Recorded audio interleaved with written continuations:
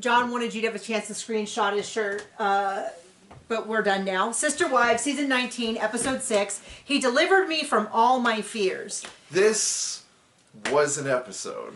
I don't know. I kind of liked it. Very Robin light. There were very Cody heavy. Very Cody heavy, and there were gloves in his hand, not on them. It didn't even make sense. I don't know why he was carrying gloves. Oh, not much he said at all made sense. And then he said one sentence that was like, I'm agreeing with Cody. Yeah. And I still feel weird about it 12 hours later. That you agreed with Cody. But it was a kind thing to say about somebody else, and he said it, it came out of his mouth. It's startling. Very. So, this is the Christmas episode. We start with Christmas, and Cody explains this is the first time he's had Christmas with just one wife and her kids. Somebody pointed out to me, it's the first time that they can remember that he referred to Robin's children as her kids and not his kids, because that's been something that people have tracked for a long time, how he would say Janelle's kids, Christine's kids, etc., but then would always say my kids when he referred to Robin's children. So I don't know if that means anything, but just pointing it out. I wrote Cody looks just awful.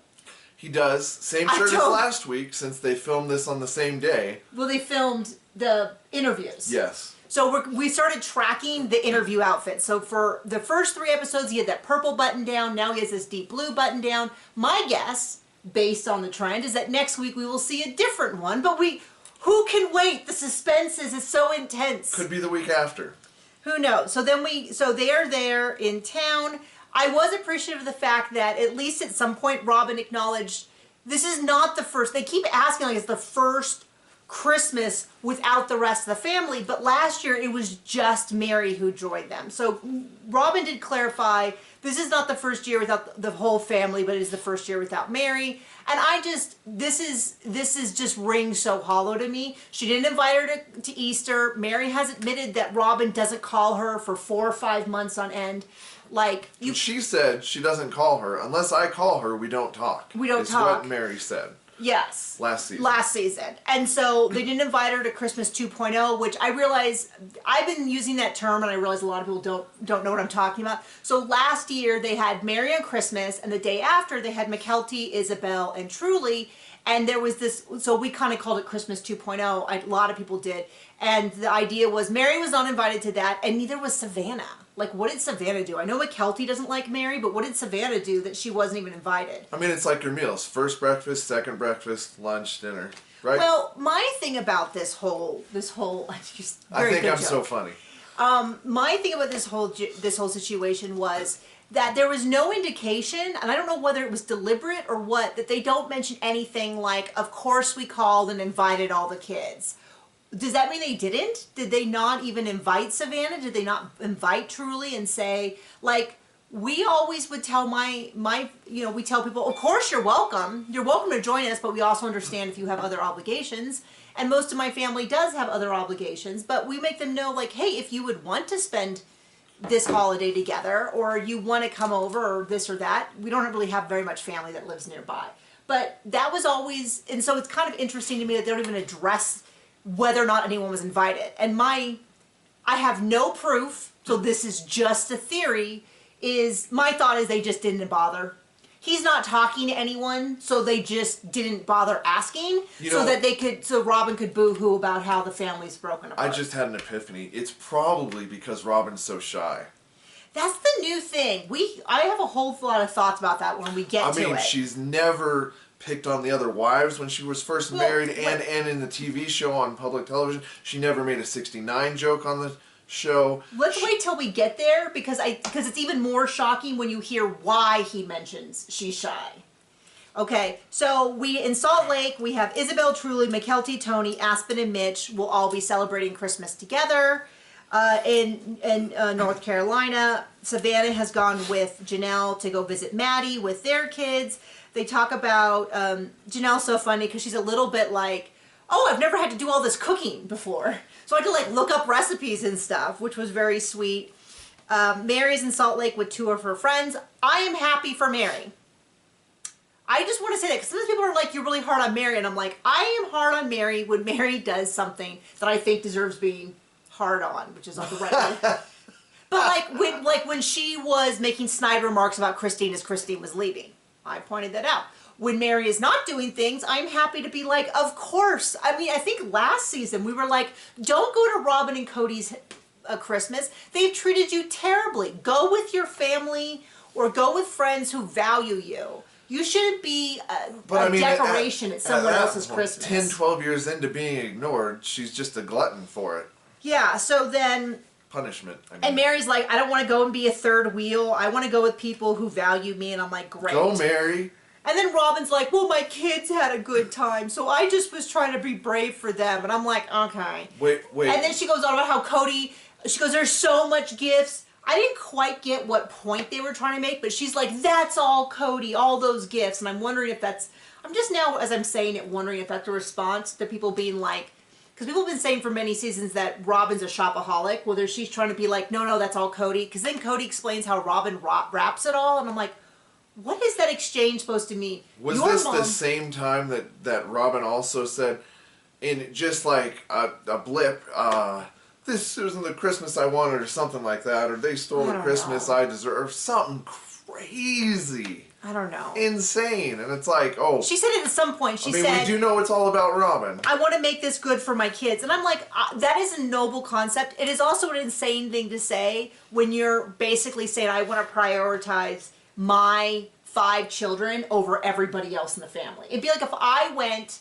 to, we're going to celebrate with some of my family this Thanksgiving, and my niece has a son 5 months younger than my son. And if I went and I was like, well, I just want my son to have a Thanksgiving, he should do this and he should do that, my family would very rightfully so be like, well, he's not the only kid here. Yeah, what's wrong with you? We need to make it a good holiday for everyone. So let's do stuff where everybody enjoys it, and we want your son to be happy. I mean, that's a very normal response. But the way that Robin always talks about her kids is very much, what do they call it? Abby normal? No.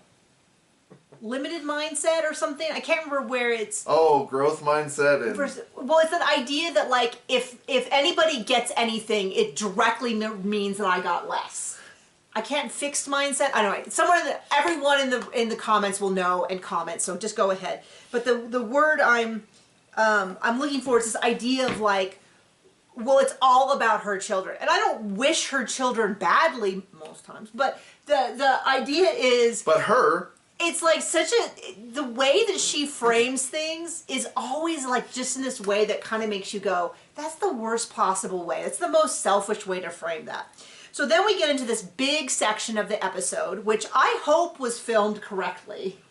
It annoys me. We've had so many conversations this season that seem to be out of place. And what I mean is the game night, to me, looked like it was filmed much later at Cody's house because the game night. Ari looked so much older than she did at the Thanksgiving or the Christmas footage. When Robin introduces original sin and brings Cody the apples. I don't know what you're talking about. Oh, okay, John. Sometimes your jokes. I think I'm so funny. Sometimes your jokes are like hard for me to keep up with. She brought candied apples. Yes. On a silver platter. Yes. I've caught up. And there was the fight that they had last episode. There was a whole big thing. I think I put a small video up about how the company that made the jacket that Cody wore. I did not get this research. Somebody else did this deep dive.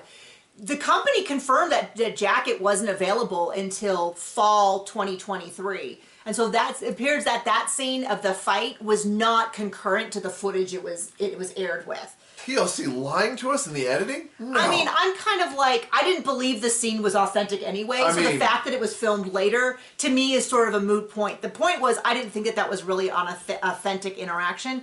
I think this interaction, though, was reasonably authentic. I felt like Aspen Mitch, Isabelle Payton, Truly, and to Christine to some degree, because, I mean, they clearly said, get your family together, we'll film it so you can have this conversation about this guy you're dating.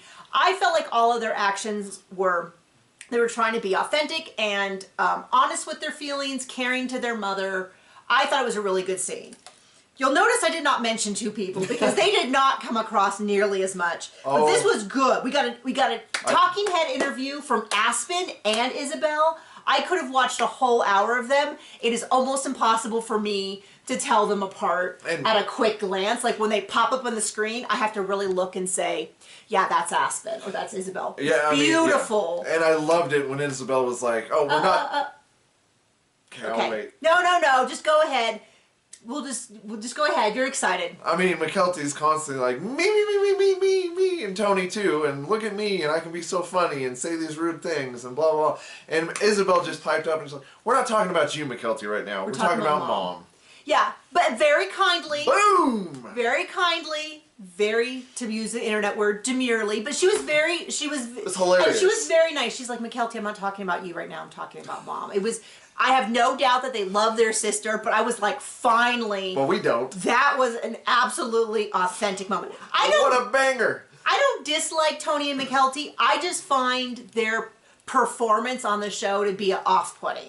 And it's fine if you like them. Yes. I know a lot of people that watch this also love her on their Patreon. There are also people who hate us.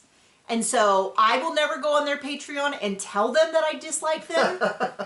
And I would hope that they wouldn't do the same to me. I would consider that to be a boundary that you don't cross. But it's fine if you really like them. I mean, I'm fine with it if they want to pay and join our Patreon just to tell us that. I guess that's fair. If they more money's more money. If they want to join the Patreon for $10 a month to tell us they dislike us, I guess they paid. I'm all for it. I guess they paid their due. Speaking of which, we do have a Patreon. You can watch us watch this episode.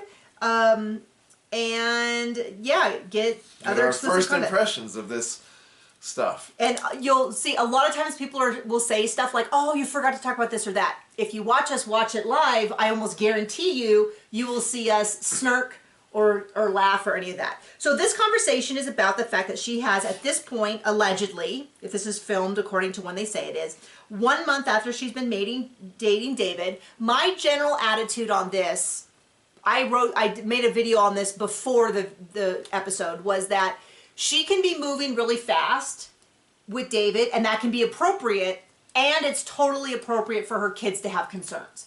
And I will say, to share a little bit of personal information, when the kids are talking about it's weird, it's fast, but I don't want you to change anything, let's just say I have something similar in my life going on. And I absolutely resonate with the feelings of like, I don't want anything in the situation to change, but can we also acknowledge that I have some feelings about it?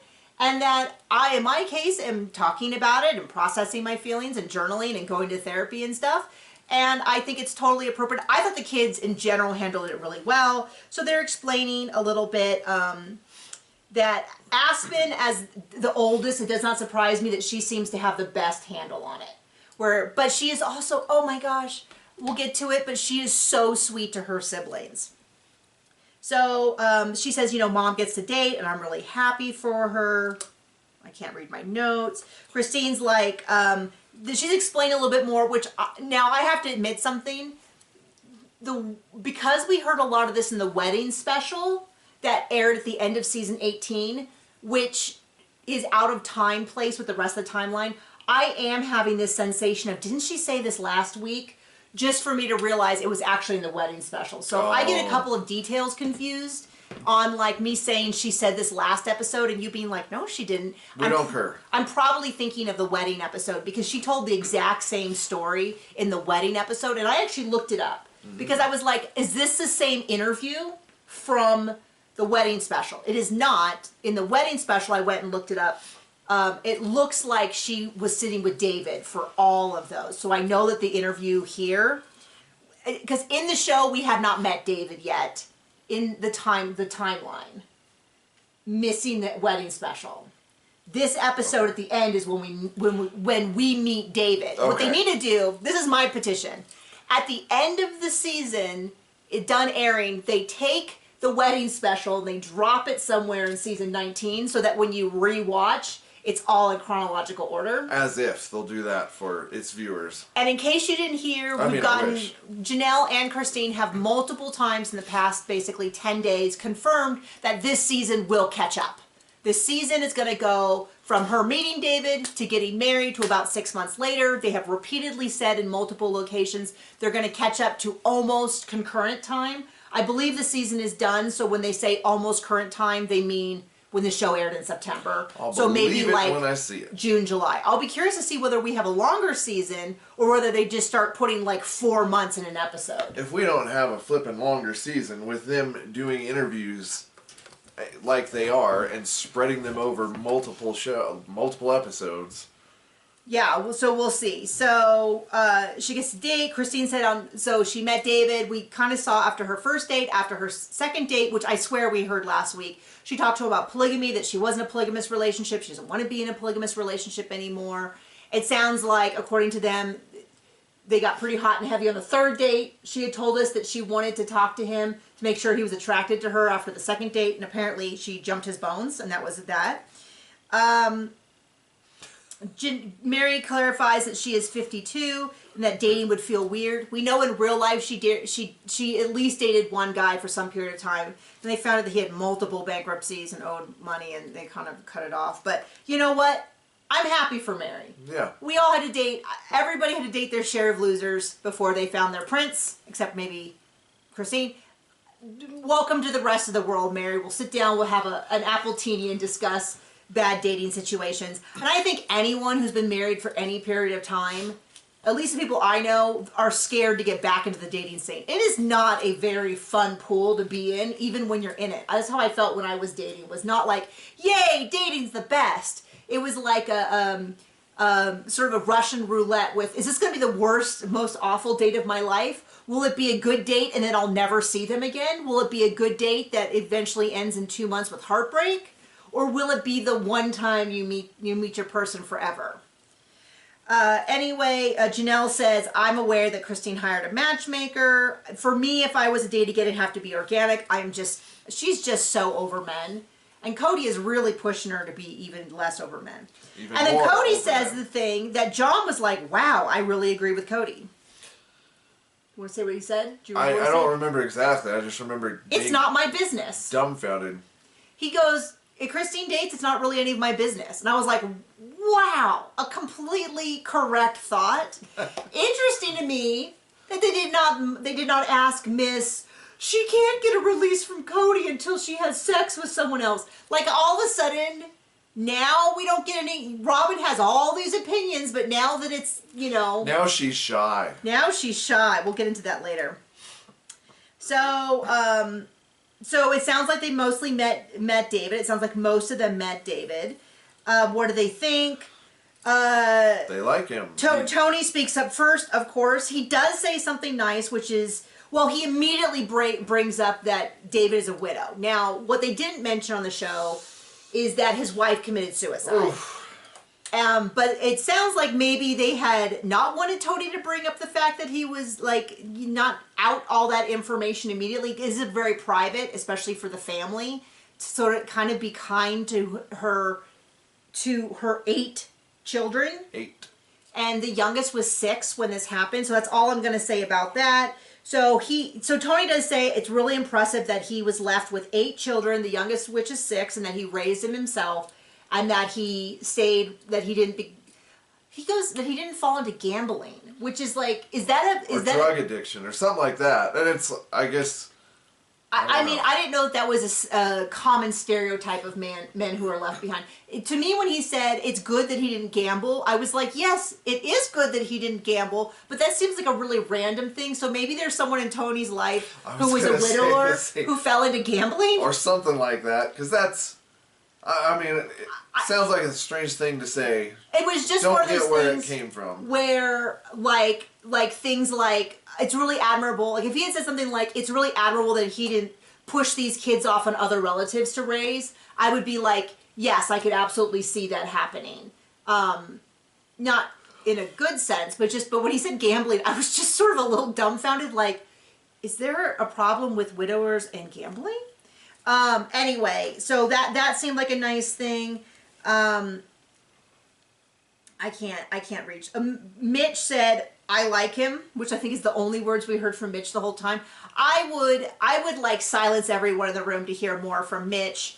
I love hearing from Aspen. I love hearing from Isabelle. Peyton was like dead on in this episode, like, cause he was just kind of like, hey, I want my mom to be happy. It's fast, but I'm not saying you need to change anything. He at one point says something like, He seems like a nice guy, but I'm going to remain skeptical until I meet him myself. And I'm like, that is all super reasonable. And appropriate. Like, I was really super impressed how everyone was able to express their feelings. Because if everybody had been like, it's great, it's amazing, no, it's not too fast, I would have been a little bit like, are you sure? Because I think there's space for both. I have concerns, and I'm not saying I want you to stop your behavior. I just want to check in and make sure. I've had some people kind of already comment that there was a couple of comments that Christine made that sort of rubbed them the wrong way. And I'm going to say that I don't disagree, but I also think it's incredibly nuanced. Like, she made a comment about, like, I understand that my kids think it's too fast, but I want to hear their opinion, but I don't really care. Like, there was some wording in there where if I was, like, her editor, I'd be like, is that the word choice you want to use? Is that how you want to say that? Do you want to maybe add some clarification? There are a lot of people, like, I totally get it that Aspen's an adult, McKelty's an adult, Peyton's an adult. Isabelle is like 19 here, Truly does live in the house. So they asked Truly, what do you think? Love it. She has no patience for this. She's reading a book, which is like, mwah, chef's kiss. I love it. Perfection, Truly, never change. She looks up from her book. McKelty specifically asked her, and she's like, I like him. He's funny, and we get along. And she goes back to her book. And so I don't want to make it too big of a deal that I point out when Christine says, I don't really care what the kids think. We're going to do our thing anyway. But I am going to point it out, but I'm just not going to make it too big of a deal. I think there's a lot of stuff around, like, yeah, there's definitely a lot of thoughts around how much input her kids do get and don't get. It was just kind of an odd stuff. And then Tony's like, well, I think he's a lot like Cody, which, no, doesn't really, I mean, they're both men. And he's like, well, they're the same age. And then there's a whole big discussion about whether he's a boomer or not. And I have never been one to be too into, we're both on the cusps of a generation, so I never really felt, I'm technically Gen X and he is technically millennial.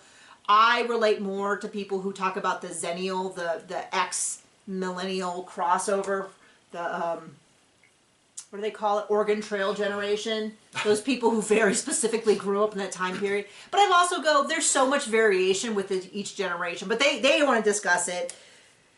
Janelle and Christine are like, well, we're Gen X, and they're like, well, I guess my mom's a boomer, and I guess technically, according to the producers, he's a boomer, and Tony's like, he's saying all this boomer stuff, and I'm like, Tony, this is not, let me hear more from the people who are interesting. Well, not just have that. Interesting things to say. I just don't feel that Tony, I think that Tony, okay, my thought is that Tony especially, but also McKelty, really like making Christine look bad on camera. It seems like they really get a joy from it. They went to the Robin school of putting everyone else down to look better. Like, well, they're really hard on their dad, and I'm like, not really. Like, they do it on their Patreon, but not so much on camera.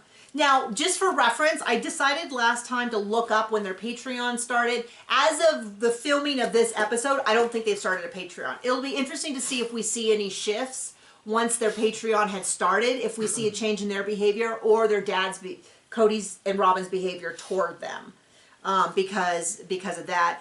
So then Cody goes off in this long thing about how the 80s are so amazing. Mary's like, the 80s music. I also like 80s music. I was too young to really be a participant in 80s music, but I listened to it. I still love it. It was always the throwback. They'd have throwback weekends on K-Rock, and I love those. You're not as big a fan. No, I had my youngest older cousin was really into it, and because he was, I probably know Tony. Oh, Tony, okay. I was like, meh. They talk about how Isabelle seems to be taking it the hardest. She's really struggling the most. She's the most protective. And then she's like, you know, you're just moving. It's just strange you're moving so fast. And my heart breaks for her. I think she's doing such a good job of trying to, something we don't see always on this show, taking other people's feelings into account while expressing their own. It is so clear that she's being really careful to express her own feelings without saying, Mom, you need to change all your behaviors. It's clear who didn't raise her, Robin and Cody. And she's saying all this, and then McKelty goes, well, I proposed to Tony in 2 months, and that's when Isabelle's like, we're not talking about you, we're talking about mom. And I'm just like, oh, finally someone on the show. And here's the deal. I am sure that she said that. She loves her sister. She cares about her sister. She is not saying this in some way of like, yeah, all the McKelty haters. There you go. But I am like finally appreciative that someone is acknowledging within the course of the show that these conversations are not meant to be about McKelty and Tony's feelings. They're meant to be about how the kids are feeling about. And I have to say, McKelty and Tony absolutely listened to her and stepped back. I think that maybe people need to do that more often and provide more feedback for when, I will say, this is going to be a surprise to no one. I can be that person who sucks up all the air in the room during a conversation, and it was much, much worse when I was in my 20s than it is now. Still happens. And sometimes some gentle correction or some indication of like, here's where the conversation is. This is not helpful. Lovingly from someone who cares about me can be incredibly helpful. I think you're perfect. I know, that's why. I don't know that you've needed correction. And then Peyton says, I'm happy and it's weird. And they start talking about PDA and he's like, I'd rather not be in the room. Totally understandable. I did not grow up in a household that was particularly PDA between my parents. They were married for 63 years. So this is not a reflection of their longevity. I do find some couples to have, wow, it's a lot. I think we're sort of... Especially if it's not one of them with the other. Oh! John's talking about a time that we had some friends visit and the wife was kept going, ha ha ha, and like grabbing this guy's leg. Not her husband. Thigh. Ha ha ha, oh, you're so funny. And John about lost his mind. He was like, we have to leave immediately. I am wildly uncomfortable. And I was like, what? Huh? What? What's going on? No, so then they talk a little bit about Christine is really into PDA. This does not surprise me. She has been starved for affection for forever. That's super apparent. Does not surprise me. Does not surprise me though that her kids are like, I need a little less of it in my life. Right, I don't know where that comes up on the right or wrong thing. I will get into that, I guess, when we actually see more affection. And that's where, Mary's like, hey, affection within limits. Like, some people are just too over it. Janelle's like, Cody and I were really affectionate. I don't like PDA. This is what's so weird is Cody's like, I don't like public displays of affection. And then he's like, I like public displays of affection with Robin, but Robin's so shy. Robin doesn't do PDAs because she's shy. And I'm like, who? Do you mean the woman who remember, okay, so for my rundown of Robin and PDAs, let's talk about the fact that she kissed Cody when they were engaged, which is near as my understanding of the religion, was considered taboo. She should not be marrying, she should not be kissing a married man. And then on her honeymoon, certainly not on TV. She wore that slutty bikini. No. It was a one piece. Was it? It was a one piece, but they weren't showing anything, like even their forearms at that point. And, okay, I do not consider wearing a swimsuit slutty, but right. They constantly lectured us on how modest they were and how much better their values were than everyone else. And then she was kissing him all over that zoo. Remember that? Well, it's not like they were making out when Christine was in the hospital having a baby. Right? And so I feel like no PDAs who. And my first thought was, and I have no proof of this, my first thought was... Except we're always right. The number of couples I've known where one of them doesn't like PDAs and it ends up being sort of like, no, it was because they don't want to be affectionate with you. That's kind of... I've known multiple couples over the years. Also, this is the first time... I take that back. I do not think this is the first time he has called her shy. I feel like earlier this season he talked about her being shy. But we did not hear about this 5 years ago. Right. We didn't hear about this 10 years ago. We didn't hear about this in any of the previous seasons until very recently. And I think the first time we as the viewers heard about it was a cameo he did where he was like, oh, here's Robin, we're doing this cameo. I knew you wanted to see her, but she's really shy. She was not going to speak.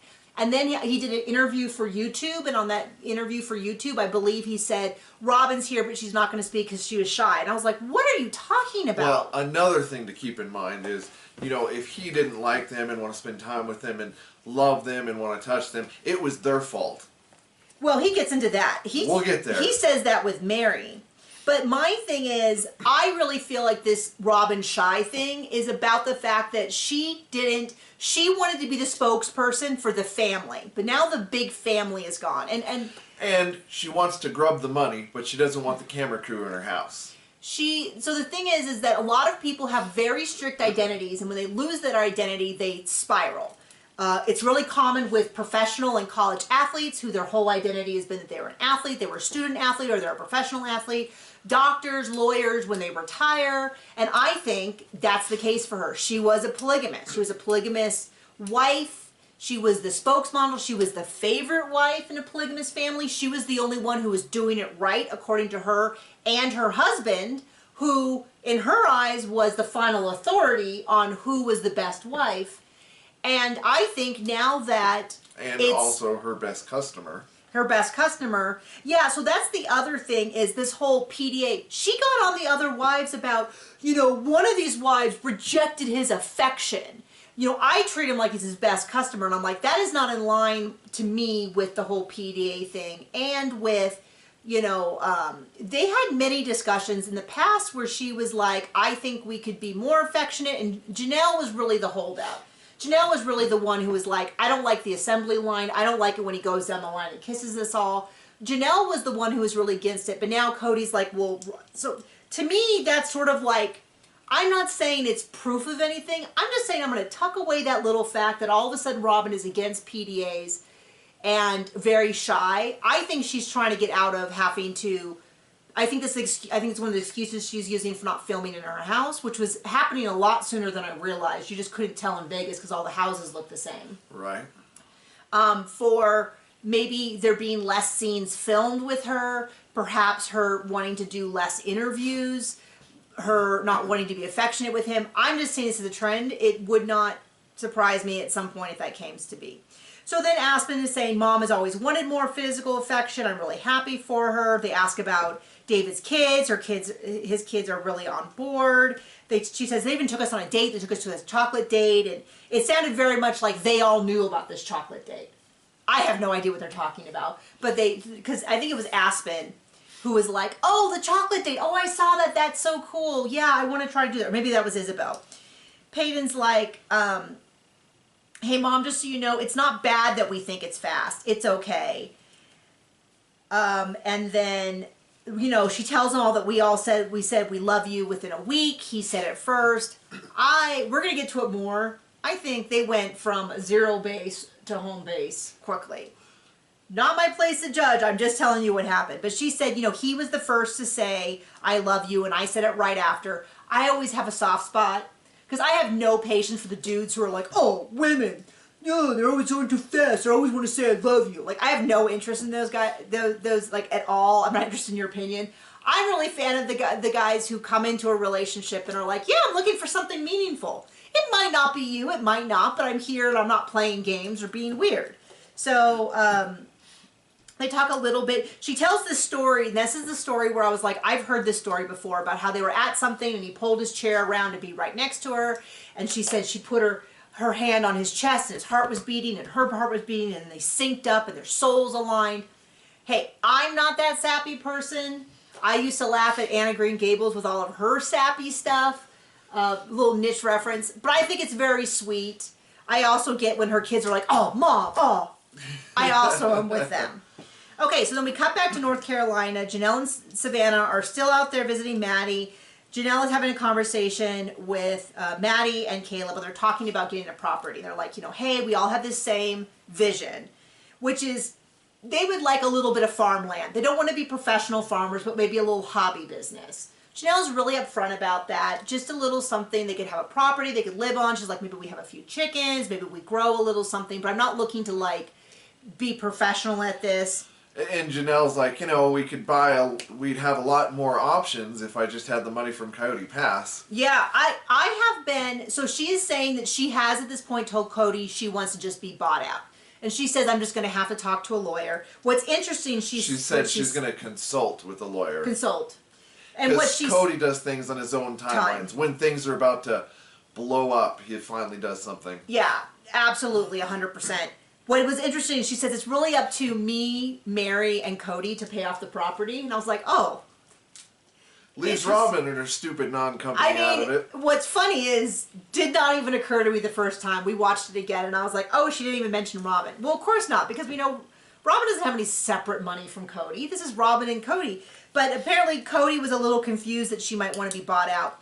Now, we know in real life that the property was paid off on time, and the names on the property things have not changed. Every once in a while, someone will do a post or something like, oh, Mary and Janelle's names aren't on the property anymore, but then someone's like, we got to click on the next page, and it is. I don't really know what that's about. But it occurred to me, maybe they did make an agreement, and they're not going to change anything until after the episode airs. I've not been terribly interested in the Coyote Pass stuff, because my fear has been that they'll just let Cody walk all over them and nothing will be resolved. Yeah, we really want to see some jail time, or at least contentious fighting in court. IRS or something. But it does really seem like they are on a path to forcing Cody to settle out this property. And I will die. If we get some really good footage of Cody being held accountable financially, I would love it. I've just sort of been like, I think it's not going to happen. I mean, yeah, we shouldn't get our hopes up to feet to the fire. But the fact that they did, in fact, eventually buy a piece of property in North Carolina, Janelle did, does make me think that she did get some sort of financial settlement from Cody. I hope so. We'll see. We'll see if that's the case. So, she wants to get a lawyer. She wants to settle. She said, what she realized in Vegas was that if she waited for Cody, just nothing would happen. And I was like, yeah, absolutely. I mean, except being forced to move the whole family and uproot everyone. Yeah, well, when he wants something, and it matters to him, but he just has no responsibility to the rest of the people. So then Cody goes over to Mary's house, kind of just bursts into her house. He goes in and he goes, I don't want to accuse her of gaslighting me, but she's been shoveling BS at me for a while. And I was like, you know that I am not some Mary Stan who everything she does is amazing, but that she gaslit him? You've got to be out of your mind. And anyone's been force-feeding him, as he puts it, bold. Like, yeah, I mean, there is a person who's been doing that, and they need to look in the mirror and realize they don't have hair anymore. And this is something I have a lot of frustration with the production about, which is when the first 3 episodes, every time they said Cody and McKelty and Robin are so close, they do a whole flashback thing. Every single episode, I was like, I get it. They were close, whatever. Cody says, Mary's been gaslighting me, and they can't pull up any footage of him being like, yes, I'm really serious about reconciling this relationship, after he says, I haven't been into you for 8 years or 6 years or whatever. The only time he did that when he was trying to get her money. Right. So. And then once he did. So we get back to Christine and David. So we're going to get a big section of information of Christine and David having a date. So Christine says, when I was still married to Cody, Nancy, who's the counselor, sat down and they said, what do you want in a husband? She said, she wants a good communicator, someone who's attracted to me, someone who values my children, wants to spend time with them, and someone who wants to be present in my life. Of which Cody was none of those things. And it sounds like she showed that to Cody, and Cody's like, I can't do any of those. And I'm like, you can't do any of those? You don't want to be around her children? You don't want to be present in her life? Like, I kind of feel like if we were at a counselor and you said that to me, I'd be like, well, I guess this is over. Okay, well, if you're unwilling to do any of the basics of being in a marriage, then I don't know that we should be in a marriage. So it's kind of weird that I don't know that it wasn't a bigger deal. And then she talks about how she wanted, David is those things. He's a great communicator. He's known for being honest. He has a drywall business. We meet him in the interview. He is now in the interview with us. He does say, she's like, this is my boyfriend. Then she's like, no, boyfriend sounds so silly. Love of my life seems too ridiculous. He says, I'm your burrito. And she's like, that is so inappropriate. So I was like, was that a fellatio joke? Like, what does that mean? Because that's definitely sexual. When she's like, that is inappropriate, I was like, that is definitely an inside sex joke. Love it for her, don't need to hear it. Right. That's great. I mean, this is the thing, is I like David for her. Some people are like, well, I wouldn't date him. And I'm like, I don't think that's the criteria you use to judge. Neither would I. Like, I'm not, but they seem he seems beguiled by her. Some people are like, and I get it when people are like, I think she's a lot, she's a little bit of a princess, all of that. I go, great. I will always take her side versus Cody because Cody treated her terribly. Right. But you personally don't have to be, she doesn't have to be your favorite, but she's David's favorite, and I like that for them. And I find that when people have people in their life who really love them for who they are, they settle. I mean, they settle, not settle in a bad way. And not just like Cody to get his pencil wet. They have the best version of yourself. So I don't know what that burrito joke was about. And I don't, well, I kind of am nosy. I kind of do want to know what it means. And we kind of do know what it means. But I think I kind of got an idea. So they talk a little bit about how on the third date, she wanted to know if he was attracted. She wanted to kiss because she didn't get one the first 2 dates. And he's like, wow, she's really sexually aggressive. And then they had a make-out session. And she's like, no, we didn't have a make-out session. It sounds like that's when she was officially divorced from Cody. She got her official spiritual release. According to Robin. If you know what I mean. Not my business. But it's hilarious. But he does talk a little bit about how why he loves her. She's his unicorn. They seem very much in love. Hey, I always find other people's love stories both fascinating and incredibly bizarre. Because I'm always like, oh, that's so sweet. And there's also the part of me that goes, really? That's what you want? Okay. So they're a little cheesier than I am, which I get it. I get that's what Christine wants. She seems to have really flourished. So, he's heads over heels for her, all of that. Okay, so we go back to Cody and Mary. And Cody in the interview, which remember is filmed later. I don't know how much later, but later. He is at 1,000%. He is running at a, you know the joke about he's at 11 out of a 10? He's like a 17. And he is ranting about her. And Mary, this whole conversation kind of seems like if he had wandered in off the street, she couldn't have been more confused. Because he's just like... Crazy person. He is so like, angry. I didn't know this was going to be a fight. Yeah, and he's like, well, I offered to fake it. And she's like, I'm not interested. Like, why do you think that's some great gift to me? Like, no, I don't want that. And I can't even follow my notes because it was so confusing. Crazy. And he did scream, blame yourself if I don't love you, which is so funny because then later on he goes, no one else controls me, but he's this long diatribe about how whether or not he loves someone has nothing to do with him, it has to do with them. Nothing to do with him. So if he loves you, it means you're doing good. If he doesn't love you, it's a direct result of your behavior, which, I mean, I can't say that there's not an ounce of truth in that. It's just so much of it is falsehood that it's like... I mean, it's clearly how he feels about all his kids. I mean, that he doesn't have communication with anymore. Right, like they didn't even, that was what weirded me out about Christmas, was he didn't even mention anything about any of his children. It was all very, no, the family's gone, very abstract, don't ask too many questions about who said what to whom, when, you know what I mean, like, so it was just kind of weird. So, and he's really mad at her because he's like, you're putting this on me. And she's like, well, some of it's me too. Well, someone who's clearly never taken accountability for anything in their lives ever, I mean, this is clearly a big shock to him. Yeah, and so he's just really, he is still pushing this agenda that he had nothing to do with this. It was all her. That he was the perfect husband. He even at one point says, I never loved you. And she's like, wow, so you don't think we should have gotten married? And he's like, well, I never said that. But like, he'll say, we never should have married. And then be like, how dare you say I never wanted to marry you? Right. And you're like, okay. Pick a lane, buddy. And Janelle talks about how they were so in love and they were so goofy. And notes to self 444.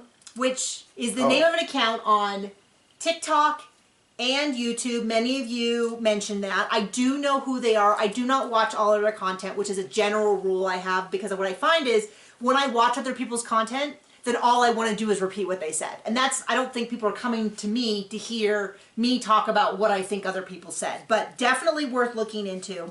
I mean, we like regurgitation. That's why we watch TLC. So Janelle says, I knew them when they were first married. This gal, notes to self 444, you can look her up. She said she knew them. She said all the women were into Cody, and he picked out Mary. She said her older sister was into Cody, and he picked out Mary, and he seemed more into her than she was into him. But how could Cody possibly know he didn't like her and had a bad marriage? So, like, at the end, he does say, at the end of this, which I'm going to highlight now, he does say something that I think is actually accurate, which is he says, I think you and I have a different timeline for when our marriage, when we weren't happy. I think that is accurate. I think that is actually really true, which is I don't think anybody doubts that he doesn't love her now and that he fell out of love with her. It's the whole, I never loved you, you tricked me into it, you made me suffer all these years. Really trying to make all of it the wife's fault, and he is so inconsistent. I was saying it's getting to the point where if he says more than 2 sentences, he's already contradicting himself. It just doesn't make any sense. So she kind of is like, I have some responsibility in this too. No one won here. And then they get into the whole, I got a call from the church and they said that you were granted the release or the termination based on abandonment, and I don't believe that's the case. I don't believe I abandoned it. And I'm like, okay, well, if we're going to take a vote, I mean, we have the footage. It's not like we have footage of this over a decade. I mean, we have everything from as recent as when they were in COVID, and they were like, well, Mary can come over. And he's like, I don't really want to be around Mary. And when she does come over, we don't see him anywhere in the shot. We see all the other kids. We see one of the kids filming. It is so clear this dude was so out. But then to her face, he would say, yes, I'm willing to work on it. And then he would be like, so do you want to, what if we build you a barn dominium and you can live with all my cars? And, you know, it's just so frustrating to me that production, I'll tell you this, the fact that production does not ever show any conflicting footage for him and Robin is so dang frustrating. It's so annoying.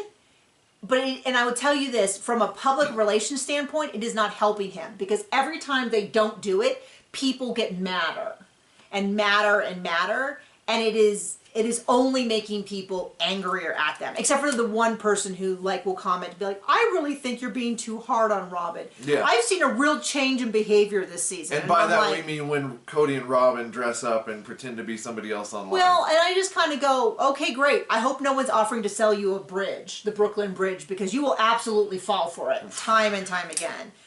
That's all I'm going to say.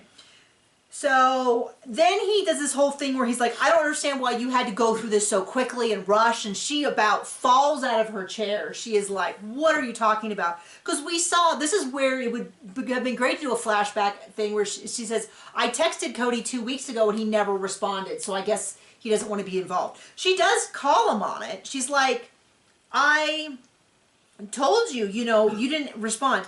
And then they show him and he's holding gloves. Not like gloves because I'm cold. He's just sitting in her house holding work gloves. And I'm like, my joke about Glove Watch 2024, which was Glove Watch 2023, which started as a joke because I don't remember how we noticed it, but the guy always had gloves on. So we kind of started as a joke. I think it was actually 2 years ago when we started the Patreon. Probably. So we started mentioning whenever he had gloves, and it was like every single episode. And now I'm like, this guy really has something weird with gloves. They're always work gloves. And he could be doing the smallest... And they're always different, and they're always new. They're always brand new, and they're always, it's very rare. For the number of times we see him... Maybe they're assets. Yeah, they're part of the assets that he's collecting for the family. No, it's just odd because it'll be things like, oh, we're going to pick up this box. Quick, put on my gloves. I'm like, does he have some sort of, butterfly skin syndrome just on his hands? Cardboard it's very allergy. odd. Yeah, some sort of weird thing. So... Well, he definitely has a multiple wives allergy. So then he's like, then he goes into this, one of the most bizarre things he ever said, which is, I remember being like 6 years old and Sunny and Cher got divorced and it really rattled me. I was like, he's like, so I'm still holding out hope. And I'm like, for Sunny and Cher? Like, I was so confused. I was like, Sunny's dead. I was so confused before I realized he was not referring to Sunny and Cher. He was referring to his own. And this is where all of his sort of, this I never loved him starts to kind of fall apart, because he's like, I never wanted to divorce Mary, but I was holding on. And I know Christine did me a favor by having the guts to leave. And I know Janelle, but I'm still holding on. And I'm like, this is so weird. Rantings of a lunatic. And then he says, I wish I had never married her. And then he goes into this really crude where he says, you know, we were just doing this F and F, and the second word means fight. And I talked about this on TikTok, and people were like, I genuinely don't know what the other F is. Let's just say it's a 4-letter word that starts with F. Read between the lines. And the long version of it is fornicate, okay? Like, come on, people. I know you do not talk that crudely as Cody does. And then he goes, that's not great for relationships. That's just great for orgasms. And I'm like, I could have lived the rest of my life without hearing about that. Not hearing him say that word. And then he goes into this whole big thing about how we had a bad relationship, but I didn't know because all my friends had the same relationship. And then I really met someone and blah, blah, blah. And he's like, but I knew it was bad because my relationship with Janelle and Christine were so much better. And I was like, wait a second. The other two wives he never loved. Right. Like, dude, you can't keep using... It's all dependent on what point he's trying to make, and I have no patience for it. And Janelle's just like, I don't know who this dude is. This is not the guy we were married to. I have really nuanced feelings about it. I think everybody has... And anybody who does any sort of personality, strengths, Clifton strengths, Enneagram, all of that... All of those talk about the fact that you can have a behavior and it can be healthy or it can be unhealthy. And I think that Cody has always had the potential for this behavior, and you can see it in the early seasons, but he was in a much healthier place.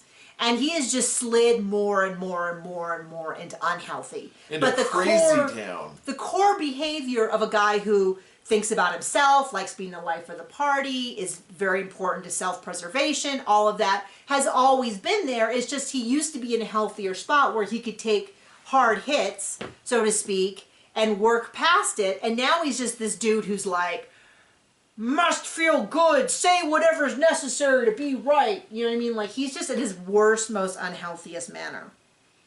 So he's like, I wish I had never married you. And then she's like, you wish you had never married me. And then he's like, I never said that. I mean, that's not a word for word translation. It might as well be. But it's a thought for thought translation. And he's like, I don't know, maybe, I don't know. And it's just like, dude, then he'll cut to an interview where he's like, I never should have married her. He does that voice. It was so weird. Unhinged almost begins to describe it, but it's on another level. I wish Mary had attacked him a lot more, but she seemed genuinely so confused by his thought process that she couldn't follow what he was saying. I think you're giving a lot of credit to him having a thought process. I know, and my point is... Without Robin there telling him what he thinks. Well, and also half of the fight was him in interviews versus him with her. I would like...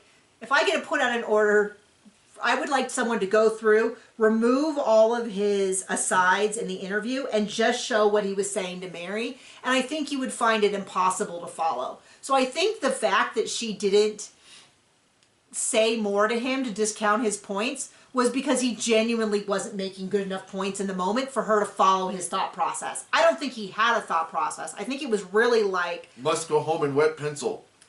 Whatever he was feeling in the moment, he just had to say, even if it conflicted with what he was feeling a moment ago. He had no concern. There's no part of him that's like the back of the brain that says, is that hypocritical? Are you being unfair? So he's like, when she's like, so you wish you had never gotten married, he's like, I'm not saying that. We could philosophize all we want. We just have a different stance. But then he says the one thing I agree with. Which is a word way out of his vocabulary. Because he's saying they haven't been happy for 6 years, and she's like, it's longer than that. And he said this, which I think it is true. I mean, even a broken clock is right twice a day. I think we have different idea of when we were unhappy. And then she kind of finishes up with what really sucks is that you married the wrong person and they didn't tell you for 32 years. And I think all married Christine and Janelle are right to be like, you told me you were happy for decades and decades. Why is this all my fault that you were unhappy and you never told me? So then we go and we see Janelle and David on a date. Well, the answer to that was because. Right? Because he felt like it. So Christine and David go on a date, and it is evident from the first moment that he comes in that they are banging or wanting to bang or soon to bang, because there is like all of this like, hi, like it is genuine, but it is, like I said, I am happy for them. I'm a little bit like, okay, teenagers, why don't you just stay in tonight if that's what you want. They talk about how, you know, being monogamous, there's not this threat of another wife. Remember, she has never been in a monogamous relationship. And she is very, very generous because she says, this is my soulmate. And when I sat with David and I realized this is what it feels like to have that, I understand how Cody and Robin feel, because I would never want to, I don't want to be away from David. I wouldn't want to leave him and go be with another man. It's incredibly generous of her to make that point for Cody and Robin. What's funny is they're so unwilling to acknowledge anything that they will undercut that. Oh, that's not true. Remember, they did that during the wedding special, which is when I looked up, because I was like, I've also heard this story when she said that. She also said that in the wedding special. I think it's incredibly generous of her and kind to say, you know what, I understand how Cody and Robin are feeling and I can't fault them for it. Holy cow. Somebody who's moved on versus Cody or Robin.